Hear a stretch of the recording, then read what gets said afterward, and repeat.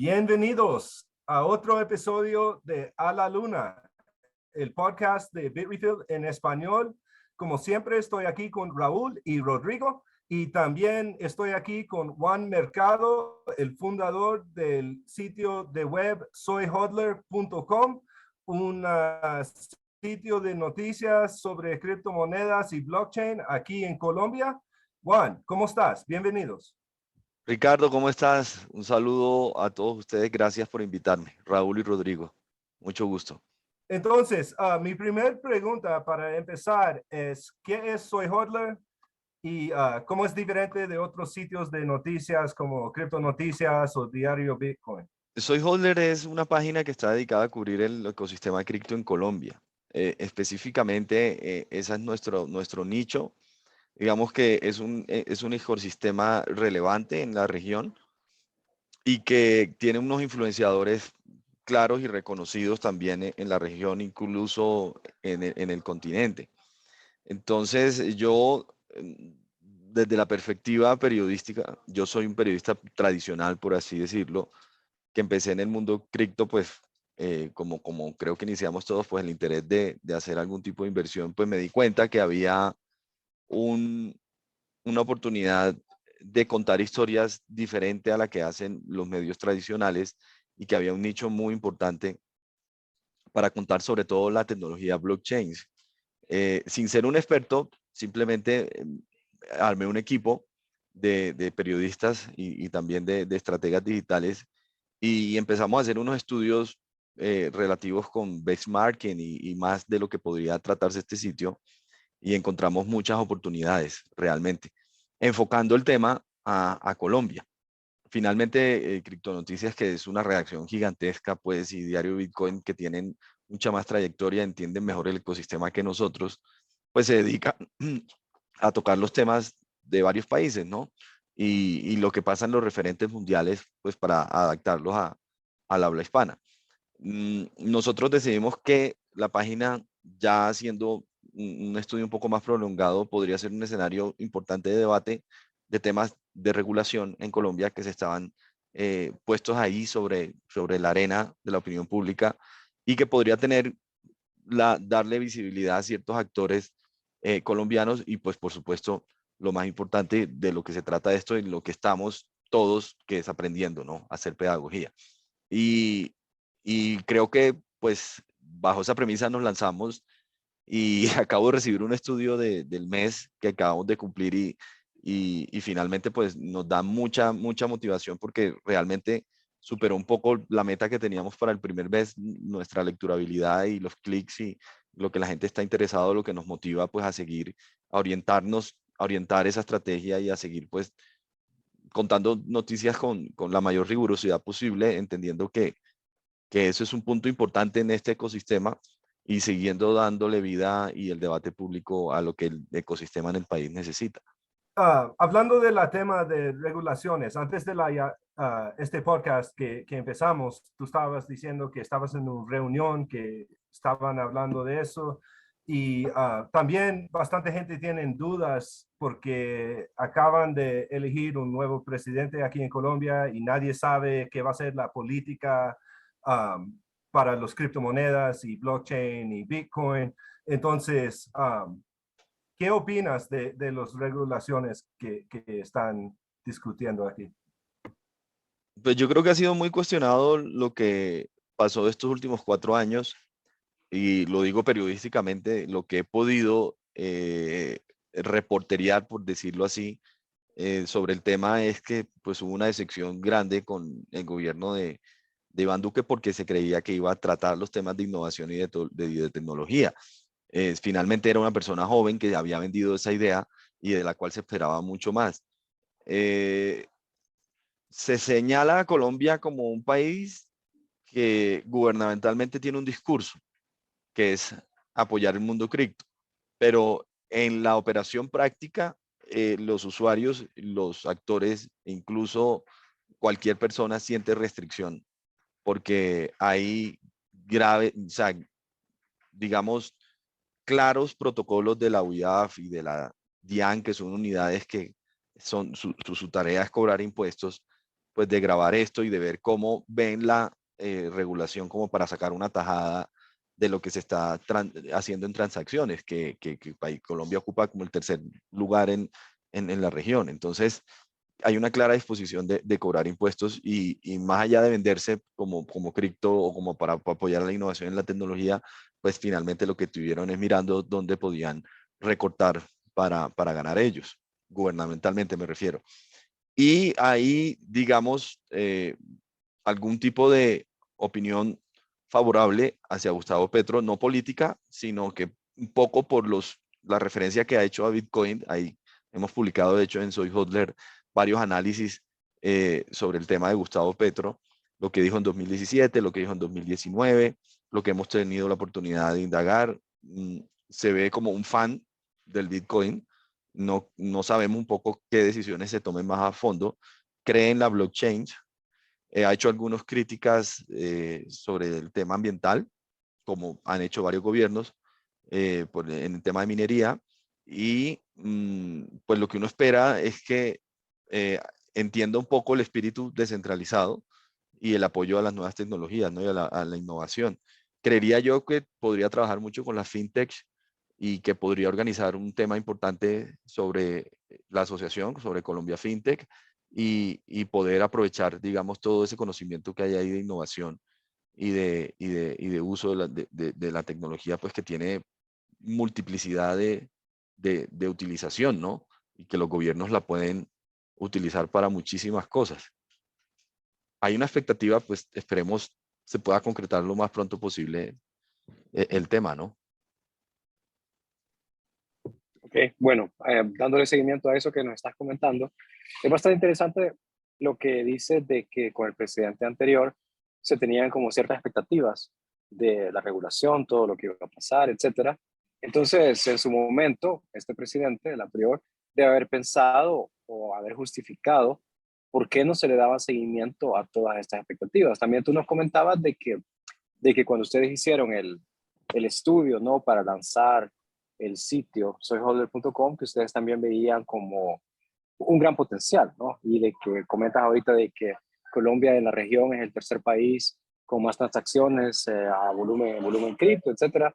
Entonces, por un lado, pues vemos que es un mercado de cripto con un alto crecimiento y un alto potencial, pero al mismo tiempo, como sabemos, pues en todos los países siempre es un pequeño porcentaje nada más del volumen general y de la percepción general. Entonces, la pregunta ahorita va de que si tú crees de que estas iniciativas que se tenían que lanzar en la presidencia anterior fueron retenidas, no sé si es la palabra, sí, quizás retenidas un poco porque se veía como un riesgo político para el presidente anterior, que la población la población general, digamos, no iba a tener tanta aceptación.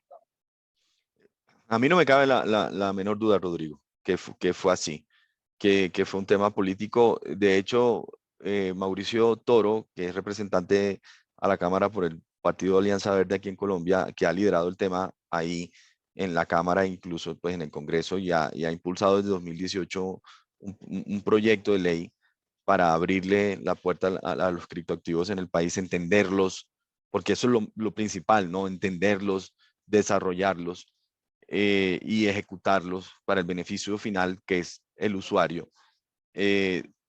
Decía que un funcionario en específico del gobierno frenó la regulación que ellos habían trabajado durante un tiempo, tanto el proyecto de ley como las iniciativas de la arenera y ese sandbox que se hizo.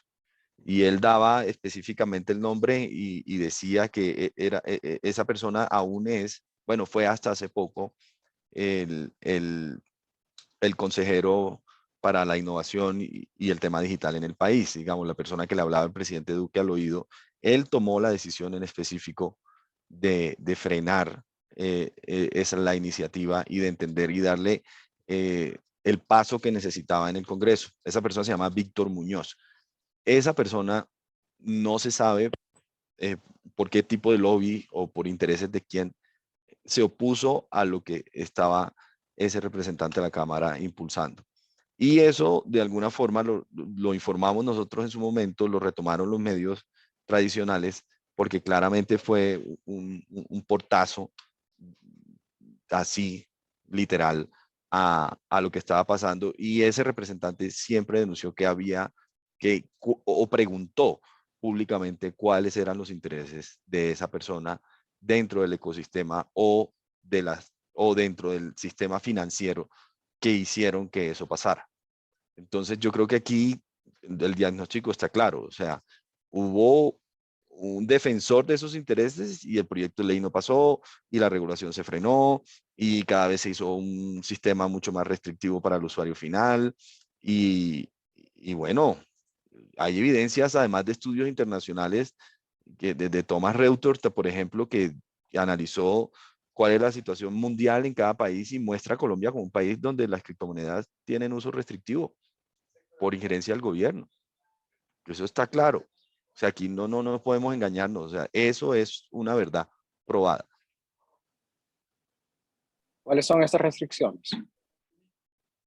Pues las restricciones son que tú tienes que reportar tus activos cripto en tu declaración de renta y tienes que informarle al gobierno quién eres, qué transacciones haces y en qué volumen las haces. Entonces, ahí claramente hay un sistema de pagar impuestos por esto, porque hacen parte de los cobros que se hacen a tu renta. Claro, Tienes que claro, y informar al eso, gobierno. entiendo. No, claro, eso tiene grandes costos en innovación y cosas así, ¿no? Sí, y ataca pues el espíritu descentralizado de la moneda y incluso de la tecnología, ¿no? De permitir a cada quien tener, desde ser su propio banco, ¿no? Que es lo que la gente busca, desde su propia wallet, desde su billetera, entender eso. Entonces, ellos se dieron cuenta de que había un gran volumen y lo que hicieron fue generar protocolos y decretos legales, circulares, para poder grabar eso. Y ellos están pues asustadísimos y uno lo ve así con el anonimato, ¿no? Y cada vez quieren alimentar más la base de datos para poder saber quién es quién. Tengo una duda rápida de lo que dijiste, no sé si tal vez no entendí bien. Estabas diciendo que entonces en Colombia, si estamos en Colombia, estamos tú y yo te mando tantos satoshis a ti, esos los tendríamos que reportar al gobierno y eso sería, se tendría que pagar impuestos en a esa transacción. Estás obligado a hacerlo. Ok. Estás obligado a hacerlo. Mucha gente no lo hace, claramente. Pues no lo hace, pero digamos, como ciudadano que paga impuestos, o sea, que tiene un número de identificación y todo, la disposición legal es que lo hagas. Okay. O que reportes Gracias. cuánto tienes en el ecosistema para saber, para que pagues renta sobre ellos. Como si Y tuvieras cómo, un bien inmueble. Tienes que decirles a ellos, tengo una casa en tal dirección por la cual pagué tanto impuesto predial y que vale tanto y sobre eso me cobran un porcentaje. ok. Entonces, tengo mi billetera con tantos satoshis. Yo se lo tendría que reportar al gobierno si estuviera en Colombia. Correcto. En una unidad que se llama la UIAF, según la UIAF, que es la Unidad de Análisis Financiero. Y la DIAN, que es la Dirección de Impuestos Nacionales. Las Pero, dos tienen circulares. ¿Cómo ¿quién se eso regula? acaba de cambiar? Como el 1 de junio, era que empezaron a reportar como transacciones que eran más que 500,000 pesos o algo así. Claro, acaba de incrementarse, claro, exactamente. O sea, fue más grave. ¿Y cómo se regulan a los exchanges centralizados en Colombia? Entonces ellos tienen que también reportar todas las operaciones que hacen bueno, me imagino bueno, que es como en todas las partes del mundo, si quieres usar un exchange, tiene que ser tu KYC y ya entonces si Mira, sale cualquier transacción, mira, ellos se lo hacen saber a la autoridad financiera de Colombia o o cómo funciona en pues ese aspecto. todos están esperando, Buda.com, que es el más grande en Colombia, están esperando ¿qué ocurre con el sandbox, que es la arenera donde además los obligaron a trabajar uno a uno con un banco? Entonces, ellos están esperando. Buda, por ejemplo, estuvo casi 2 años sin poder funcionar en el país. Y según entiendo, no conozco directamente, creo que ya funciona en Colombia, pero no está registrado en Colombia. ¿Ves? Entonces, muchos han tenido que irse a las Islas Vírgenes o a las Islas Caimán o a Venezuela o a otro lugar del mundo, constituirse y empezar a operar aquí. ¿Tú has mirado que hay mucho interés de negocios del extranjero para empezar a operar aquí en Colombia? Hay intercambios grandes, por ejemplo, Binance o FTX. También hay billeteras como Strike que quieren entrar. Hay otros negocios como Dito Banks que quieren venir de El Salvador y ser procesador de pagos. Todos estos negocios solo están esperando como una estructura regulatorio antes que entran en el mercado o qué es. Ricardo, yo creo que ellos han utilizado como esa zona gris que hay entre lo que se puede hacer y lo que no se puede hacer, que no está bien definida para entrar. De hecho, ya han entrado.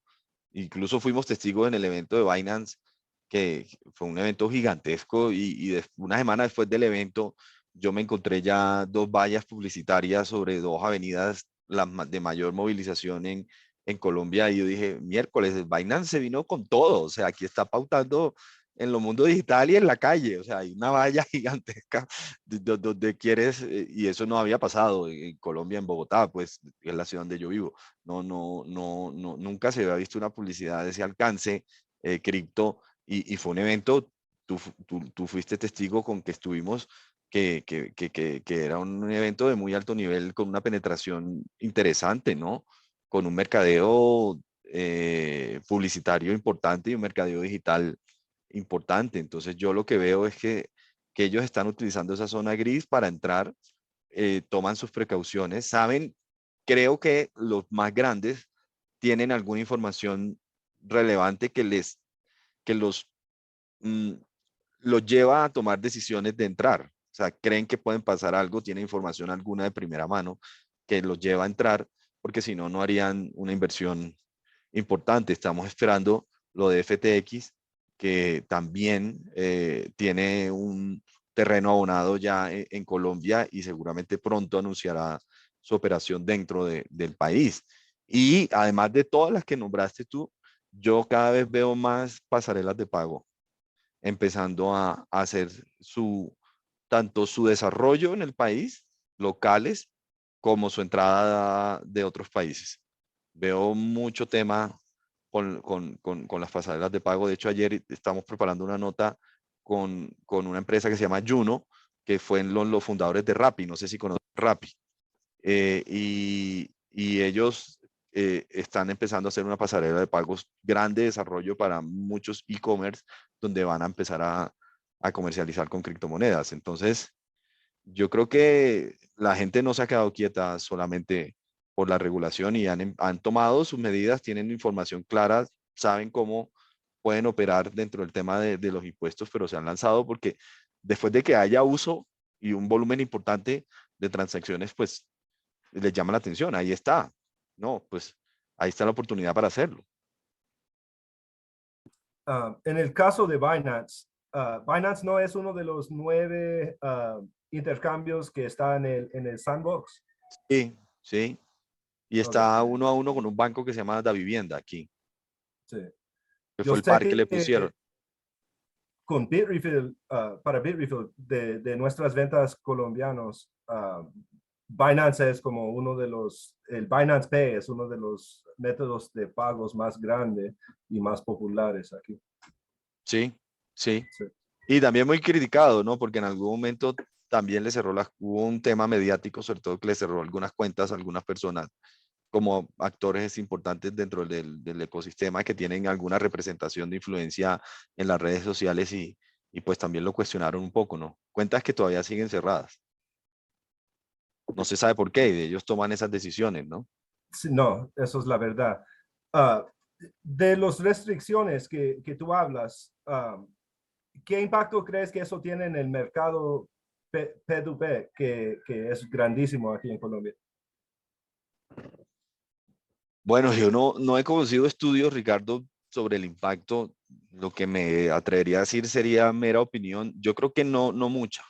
Yo creo que no mucha. Yo creo que eh, la gente, como te decía, sigue utilizándolo, o sea, y cada vez más. Yo creo que esos son actores que ya tienen como el conocimiento y entienden las ventajas de poder utilizar ese nivel de pagos y hacerlo de esa forma. Yo creería que no disminuye ni aleja a la gente de la tecnología, pero sin duda, pues hay muchos más ciudadanos que podrían entrar si vieran un poco, si entendieran que el gobierno les da algún parte de tranquilidad, pero es que ni el gobierno mismo entiende, o este no entendió, pues esperamos que el nuevo entienda de qué se trata y sus aplicaciones. Entramos directamente en la política. Vamos a tomar quizás un paso para atrás y hablar un poco de tu página. Eh, pícame la lengua que sigo. Nos decías, o sea, la página no tiene mucho tiempo de estar operando. Entiendo que son 2 meses. Uno, Un mes. un mes, somos unos pollitos. Ok, qué interesante. No sé si estás dispuesto a compartir, no sé, quizás no lo tienen, o sea, bueno, tú sabrás, ¿no? De que si puedes compartir el crecimiento que ha tenido y las No, reacciones que ha tenido en no, sin general, o duda, sea, mira, digamos, hacer un nicho que apenas está empezando a formarse en Colombia, el ecosistema de cripto, pues hemos recibido, ya te voy a dar las cifras, pero te las contextualizo. La gente en Colombia no tenía la oportunidad de leer información rigurosa sobre el tema, de que alguien le explicara, y nos queda muchísimo, o sea, hemos dado solo como el primer paso, incluso medio paso, para poder hacer esto, porque el reto más importante es que la gente entienda, ser pedagogía, para luego tener un debate más interesante. Pero nosotros, por ejemplo, salimos con artículos que tenían que ver con una iniciativa periodística que tuvimos de ir a preguntarles a los candidatos presidenciales qué pensaban del Bitcoin y cuál podría ser su forma de trabajar en él. Y solo esos artículos tuvieron más de 5.000 views en la página, que fue el artículo que más nos han leído. Una cifra que, digamos, para un medio grande tradicional es una de las notas menos leídas. Para nosotros es muchísimo, porque la verdad es que no tenemos ningún tipo de al motor que nos alone, o sea, no tenemos un medio grande detrás, no, nada, es totalmente independiente, ¿ves? Somos nosotros solitos generando contenido orgánico para que la gente le llame la interés, y pues tener 5.000 views de una de estas notas y acercándonos casi a los 2.000 usuarios únicos del primer mes, para nosotros es muy positivo. De verdad, nosotros nos habíamos trazado por lo menos la mitad de esas métricas, ¿no? Y eso resulta muy interesante. Hemos hecho un esfuerzo, tuvimos a mitad a los 15 días un problema técnico, estuvimos como día y medio fuera del aire, nos costó recuperarnos de eso, porque generar como ese minuto a minuto con la gente que está esperando que te llegue algo. Nos falta implementar el newsletter, acabamos de abrir espacios para más videos, para podcasts. Entonces, eso es lo que nos falta, pero digamos, uno entiende que es un medio independiente donde es una redacción pequeña y donde uno hace un esfuerzo por contarlo como periodistas, pues que somos todos los del grupo, y eso es generar contenido orgánico, digamos. Y eso es o sea, uno ve ahí lo que nos decían los estudios de que la gente quiere y necesita enterarse. Mucha gente pregunta, ¿qué estás vendiendo? ¿Qué, cómo puedo invertir? Nosotros no hacemos eso, o sea, informamos, ¿no? Si quieres invertir, pues este no es el lugar. Aquí está el lugar donde te podemos enseñar qué está pasando en el ecosistema cripto en Colombia y algunas noticias del mundo, pero no sugerimos ni captamos ningún tipo de dinero, que es lo que la gente de entrada piensa. Entonces, generar ese conocimiento para nosotros llena totalmente las expectativas, y vemos que podemos crecer más. La idea es que nos ayuden, ¿no? Aquí me empiezo a pedir hermanita la caridad, pues para que nos ayuden todos, nos lean y nos comenten y nos digan. La mayoría de nuestro contenido llega por las redes sociales. Es el análisis del primer mes, la mayoría. Ahora estamos en toda una estrategia de poder tener, de alimentar nuestro SEO para empezar a entender el lenguaje. No hemos tenido todavía pautas en Google, ni con Facebook, ni con Twitter, ni con Instagram. O sea, ha sido solamente contenido orgánico. Y ahí vamos. O sea, es positivo. ¿Cómo estás monetizando el sitio entonces? ¿Estás vendiendo como avisos a empresas o cómo va eso? Aún no. Digamos que la oportunidad de monetizar tiene que ver con las métricas. Digamos, cuando lleguemos a un número donde a algún sponsor le podamos ofrecer nuestros usuarios únicos de una forma ya más elevada de lo que tenemos hoy, salimos a hacer esa estrategia digital y ofrecer otro tipo de contenidos. Poder hacer notas que sean patrocinadas, un contenido creativo alrededor en redes sociales, cuando crezcamos más en redes.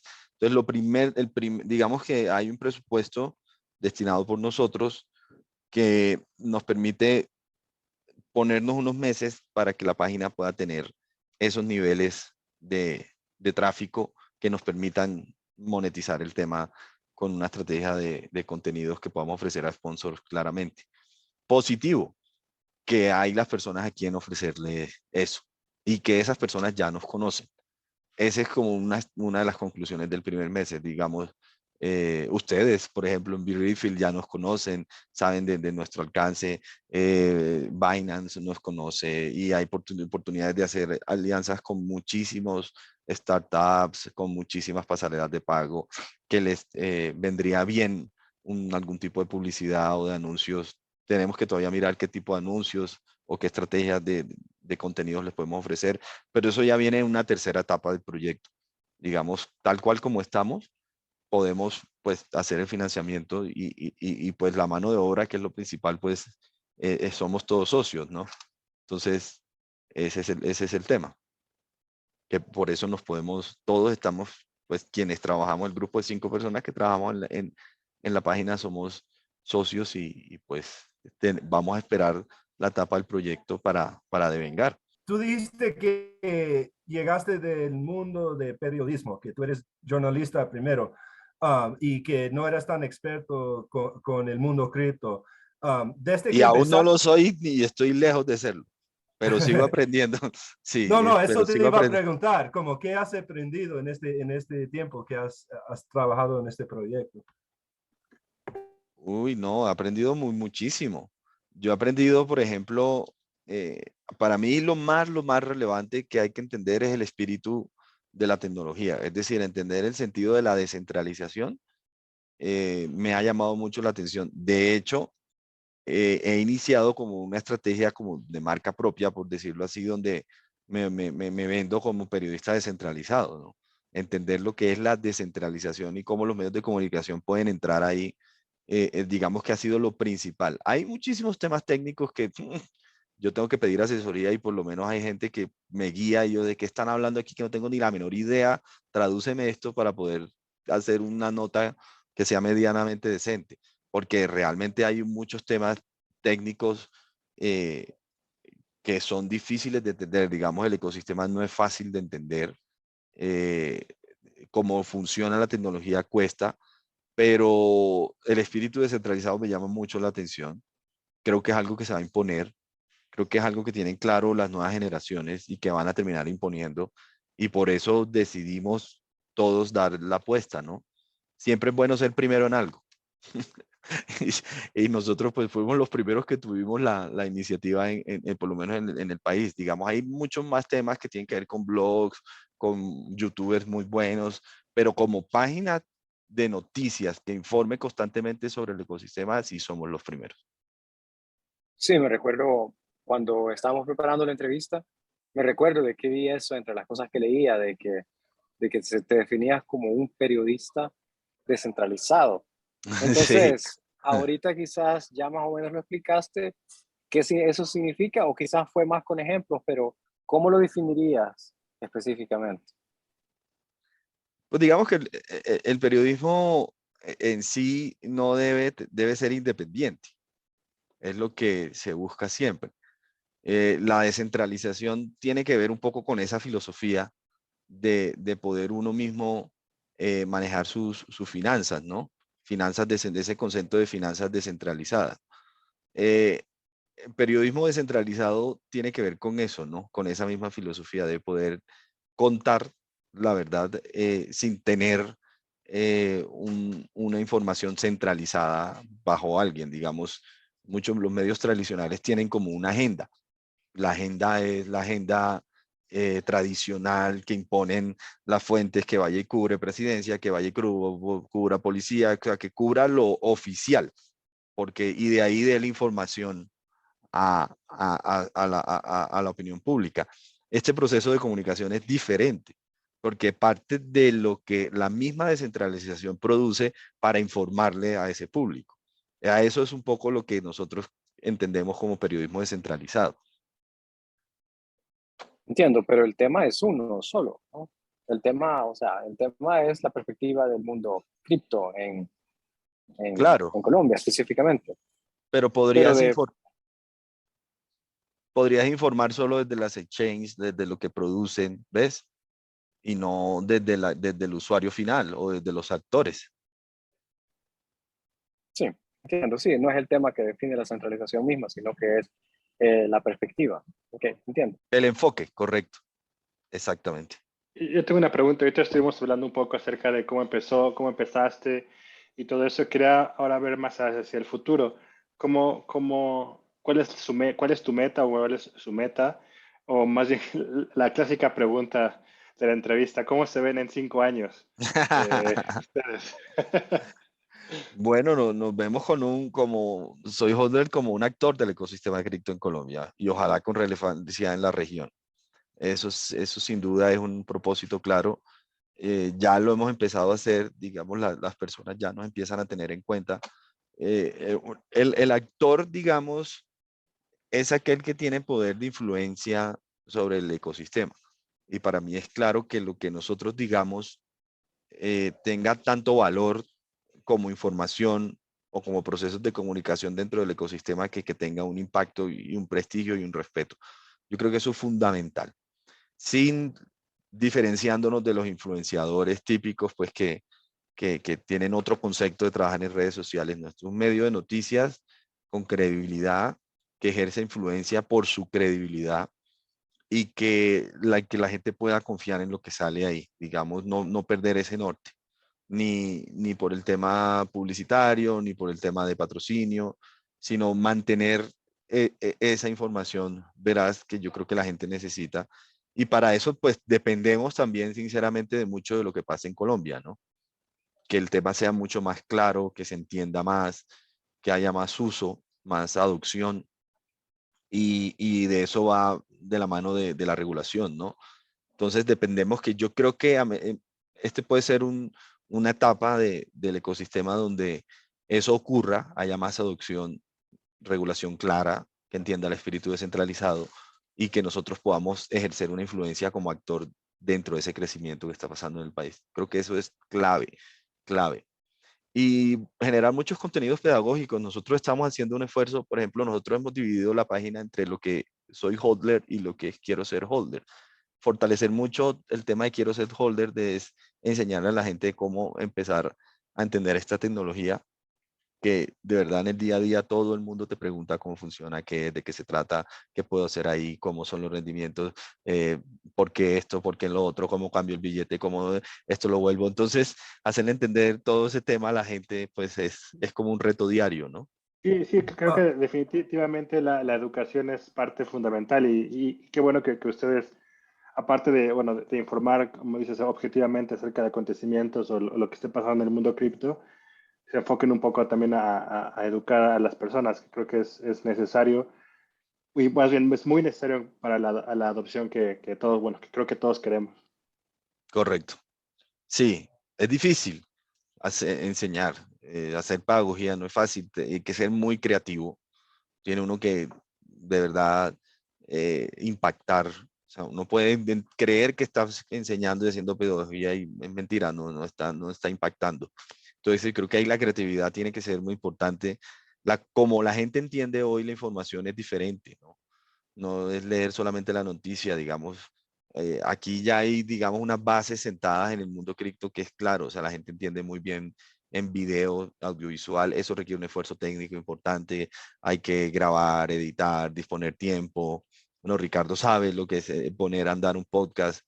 Por eso empezamos con texto y uno va impulsando como los otros lenguajes a medida de que se va dando cuenta, pero hay que hacerlo, o sea, es la única forma de que el proyecto salga adelante.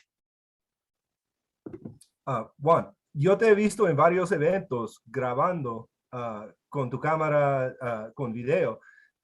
¿Tú estás publicando videos también en el Sí, sitio Soy Hodler? sí, sí, sí, sí, sí. Sí, ahí están. Ahí están. Ahí están todo lo que grabamos de esos eventos. La gran mayoría tenemos un espacio pues donde las embebemos, enlazamos esos videos desde YouTube a la página y ya se viene como en esta segunda temporada, por ya la temporada, no el segundo mes, la recomendación clara de la estrategia digital es multiplicar como por 10 el tema audiovisual de iniciar en podcast. Eso sí está claro. Nosotros iniciamos haciendo noticias en texto y eso funciona, pero si no lo hacemos pronto, pues vamos a perder tiempo, ¿no? Porque estamos obligados a hacerlo, obligadísimos. Pero lo que te digo, o sea, eso requiere tener mucha más gente, editores. Si tú sabes cuánto te demoras tú produciendo, buscando los personajes, editando tu podcast, poniéndolo al aire. Pues imagínate hacer eso 3 veces al día con la misma redacción. Pero entonces hay que buscar metodologías para poder hacerlo y lograrlo. ¿Cuándo vas a lanzar el podcast y cómo se va a llamar para que la gente mirando esto puedan escuchar? El proyecto que tenemos en este momento es que a partir de la próxima semana lanzamos nuestros columnistas.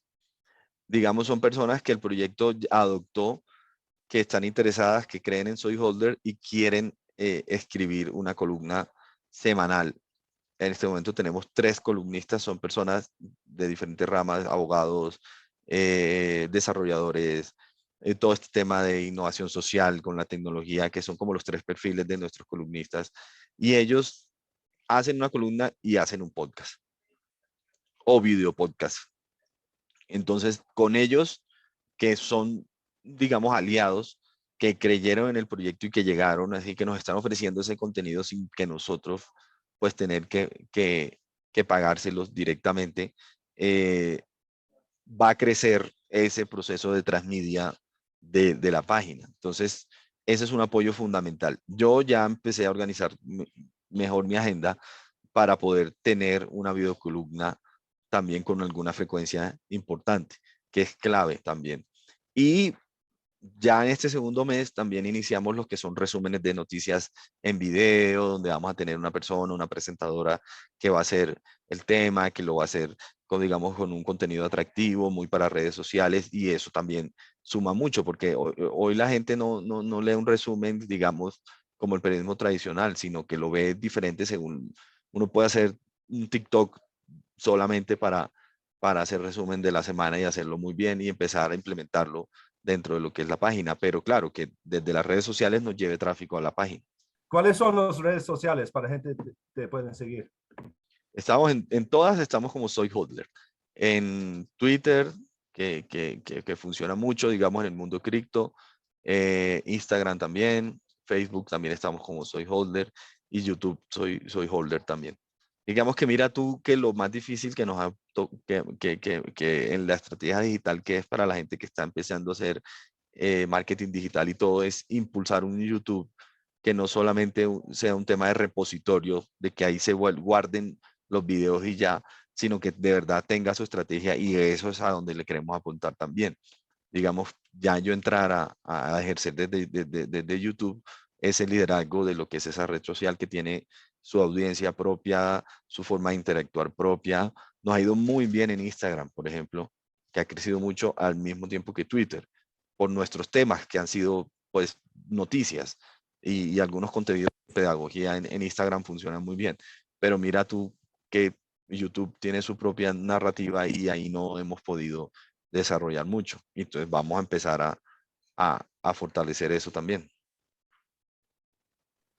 Sí, la pregunta era, tú hablabas de una videocolumna, así se llamaba. Sí, sí, videocolumna. ¿Cuánto, entiendo, cuánto tiempo crees que es el como apropiado para mantener el interés del público? Bueno, las personas que saben de estos temas, yo no soy un experto en marketing digital, nos recomiendan que esas videocolumnas, mientras no se cree un nicho, no deben durar mucho. Es decir, entre más cortas y al grano sean, mejor. Lo que nos hemos dado, o sea, esto te estoy diciendo 3 minutos, máximo 4 minutos, que la gente, si no le llama la atención los 5 primeros segundos, perdimos. Así de Sí, sencillo. sí, tres Ujú, minutos se escucha ujú. inicialmente un poquito largo. Sí, sí, no, Sí, pero es interesante el tema, es interesante el sí, tema, porque son nuevas maneras de comunicarse, me explico, y ajá, sí. correcto, exactamente. Cuando logremos capturar ya una audiencia, seguramente ese tiempo puede ir alargándose un poquito más. Aquí los youtubers o las personas como Papa Bitcoin, que pues que es un referente aquí que le va muy bien, tienen programas de 1 hora, pero la gente tiene ya unos usuarios fortalecidos y que son sus usuarios únicos que van a entrar a ver su contenido y que esperan el día que él sale, viernes 10 de la mañana, y consumen su contenido fijo. Entonces, esa fidelización del contenido es lo que uno siempre está buscando, pero sin generar el interés, pues, o sea, a mí la gente hoy no me tiene que reconocer como actor cripto para que se aguante 3 minutos conmigo en una columna sin que les aporte algo, les dé un contenido de valor. Y eso es lo que hay que lograr. Primero hay que buscar el contenido de valor, atraer a la audiencia, alimentarla y empezar a generar la videocolumna. Sí, me parece excelente eso. También en el noticiero me parece súper interesante y es interesante que desde ya dices que va a ser una presentadora. Claro, sí, aquí el mundo cripto mueve muy bien lo que es la mujer. Hemos visto eso, ¿sabes? La mujer que informa sobre el ecosistema les va muy bien, les va muy bien. Y creo que podemos hacer eso con el resumen de la semana interesante. Noticias. Ese sí que no dure más de 1 minuto. La estrategia nos dice que no debe durar más de 1 minuto. Sí, sí, es interesante en realidad, ¿no? Porque, o sea, Twitter cambió la manera de que la gente redactaba, ¿no? Que solamente tenía que ser, pues, unos cuantos caracteres y ahora TikTok está cambiando también la manera en que uno también hace videos, ¿no? De que tiene que ser adaptado a eso. Es súper interesante. Hace unos años, este es un comentario personal, hace unos años estaba viendo una gala de los Oscar, entonces estaban premiando un par de películas que Mm, habían sido producidas por Netflix. Entonces sí, decía la presentadora de que dentro de un par de años le iban a estar dando el premio a Snapchat. O sea, y por ahí va la cosa. y por ahí va. Sí, y cada vez se hacen más microdocumentales y cada vez se entienden más las cápsulas de video y se entiende más esa forma de narrar contenidos. Esto es un mundo realmente interesantísimo a los que nos gusta contar historias, porque realmente lo que uno ve es distintos formatos, pero la esencia de cómo contar bien la historia es la clave, ¿no? ¿Cómo le llamas tú la atención a alguien con una historia que le quieres contar en diferentes lenguajes? ¿Y cómo logras captar su atención para que consuma esa información, así sean segundos, ¿no? Pero los retos cada vez son más complejos. Sí, porque es Va. un reto tanto escuchar lo que la persona, o sea, lo que le interesa a la persona y mantener una voz propia. ¿Me explico? O sea, Y todos, y las nuevas generaciones, ya tú tienes claro que ellos mismos son generadores de contenidos y ellos mismos entienden sus narrativas. Entonces es lograrlos enganchar, no es fácil, no es fácil. Los Pero ese jóvenes es el reto. también son nativos para el mundo digital, como ellos son los que crecieron con un celular siempre. Ah, yo acuerdo cuando celulares como no eran muy común y hoy todo el mundo tiene celular desde niño. Y esa es la generación, Ricardo, que yo siento que va a terminar forzando la adopción, porque van a querer tener el control de sus mismas finanzas, ¿no? Y ahí es donde yo creo que la descentralización tendrá futuro, ¿no? Cuando esos mismos jóvenes vean que no van a necesitar de un banco, de alguien para poder comercializar y van a entender la economía de otra forma, ¿no? Yo creo que eso no tiene escapatoria, o sea, eso se va a imponer por esa misma forma en la que te utilizan, o sea, casi que el celular es la extensión de su mano y eso es un proceso cerebral claro y ellos no van a querer que nadie les controle sus finanzas. De hecho, ya lo hacen, yo no sé si lo ven con sus hijos, con sus sobrinos, eso está clarísimo. O sea, esa generación no siente esa libertad y eso al final es descentralización. Sí, no, exacto. Al Y mismo, aparte, ellos o sea, ir a un banco, no creo que vayan a querer ir, o sea, No, del todo, o sea, no, o que sea, haga tú la ir al banco, vuelta, que haga hacer la la entrada. fila, No, no, o sea, me queda claro que no, no, no. no. Es imposible. No lo van a hacer. Ellos van a querer ser su propio banco. Sí. sí, una cosa que sí me intriga es la contradicción entre la participación en redes sociales, en la cual tú con mucho entusiasmo has compartido todos tus datos, me explico, para poder ser, pues para poder estar subiendo videos en Instagram, aunque obviamente se puede limitar, más que todo Facebook, aunque Facebook obviamente está pues, o sea, quizás en las generaciones no se ve tanto, contradictorio a la ideología detrás de cualquier tipo de transferencia que quizás nosotros que estamos en el ámbito cripto ya queremos hacer, en el cual pues mientras menos compartes de ti mismo, más limpia sientes que es la transacción de alguna manera. Entonces, esa contradicción todavía no la he logrado como descifrar cómo va a ser, pero quizás son cosas diferentes. Sí. Pues digamos, como medio de comunicación, pues no podemos permanecer anónimos. No es nuestra función. Pues nuestra función es ser públicos y que nos conozcan y que crean en nosotros. Entonces, yo creo que por eso es ya el uso que le demos a, a las criptomonedas, pues es diferente, ¿no? Es diferente lo que cada uno de nosotros lo hace. Pero sí, tenemos que, de hecho, quisiéramos ser aún más públicos, tener aún más exposición. Entre más buscamos cada vez más exposición.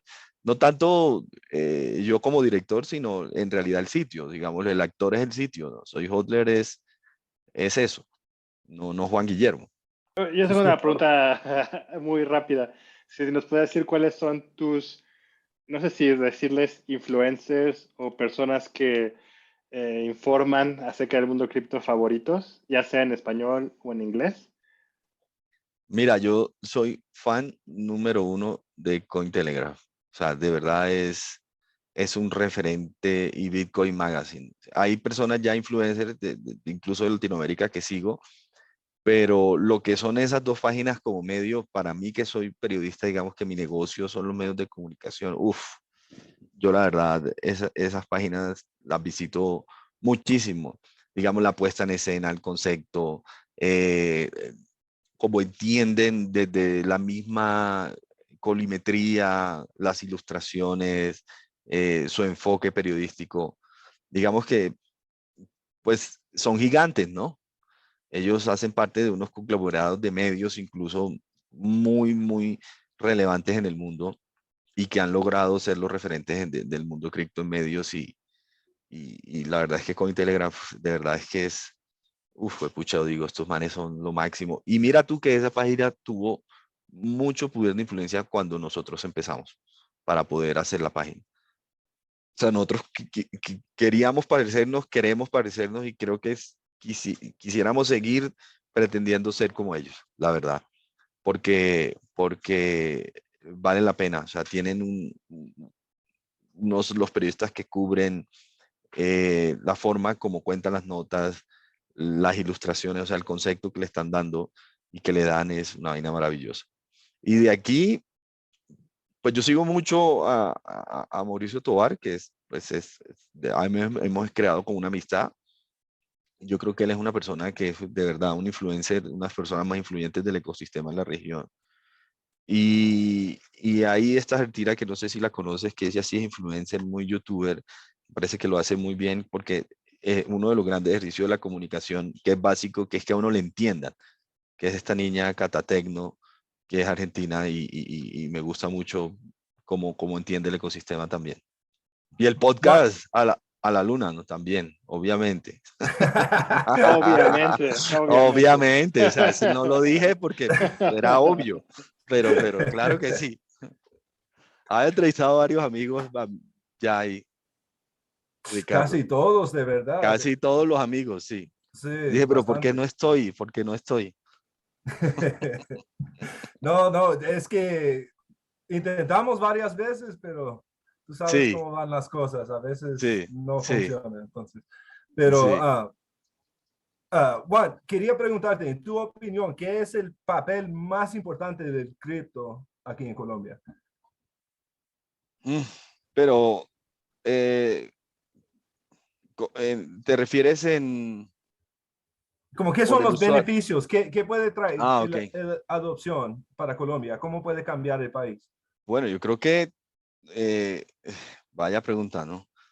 Creo que el principal papel del cripto es entender los usos de la tecnología blockchain. O sea, yo creo que no es solamente finanzas descentralizadas ni criptomonedas, sino que estamos ante la posibilidad de una tecnología que funciona con la criptografía, que le puede hacer mucho bien desde un usuario final que puede ser cualquier persona hasta proyectos de innovación, de pasarelas de pagos,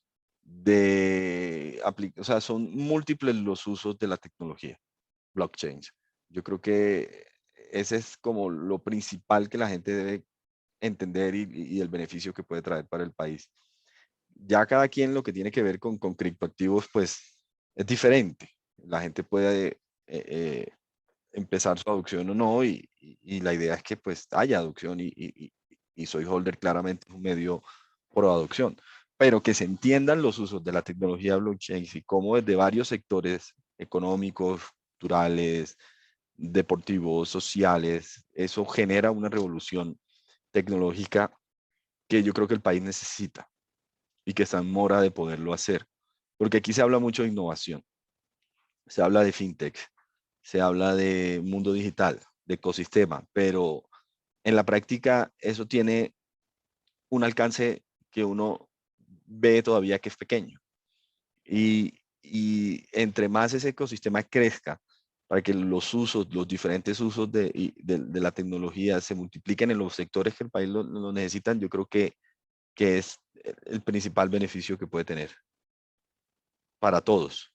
Espero que cuando hablemos de nuevo, entre unos 6 meses, O sea, tengamos muchas eso más solo cosas que compartir. claro, yo creo que sí, y además vamos a saber más y vamos a poder tener otro tipo de conversaciones y vamos a estar muy, con muchas buenas noticias que darles también, que es lo que uno busca. ¿Tú vas a, Felicitaciones por el lanzamiento y éxitos ahí. Muchas gracias, Rodrigo. tú vas a estar en las dos conferencias, el Expo Crypto y DevCon? Sí, Expo Crypto es en Medellín. Sí, Sí, y en DevCon sin duda. De sí. hecho, sí, estamos haciendo una alianza con una página que se llama Valor Analítica, que es de economía, con la que queremos cubrir el DevCon aquí en octubre. Y hoy tenemos una invitación de una cena de donde van a contarnos un poco de lo que es Expo Crypto, sí, en Medellín. Pues, por Sí, supuesto. sí, Genial. sí, ahí vamos a estar. Pues esperamos las artículos que van a salir en Soy Hodler después de ese Claro, evento. claro que sí. Pues, Juan, muchas Perfecto. gracias Gracias, para Ricardo. lo agradezco mucho. Gracias, Raúl, y gracias, Rodrigo, y éxitos. Muchas Gracias por gracias, invitarme. igualmente. Buenísimo.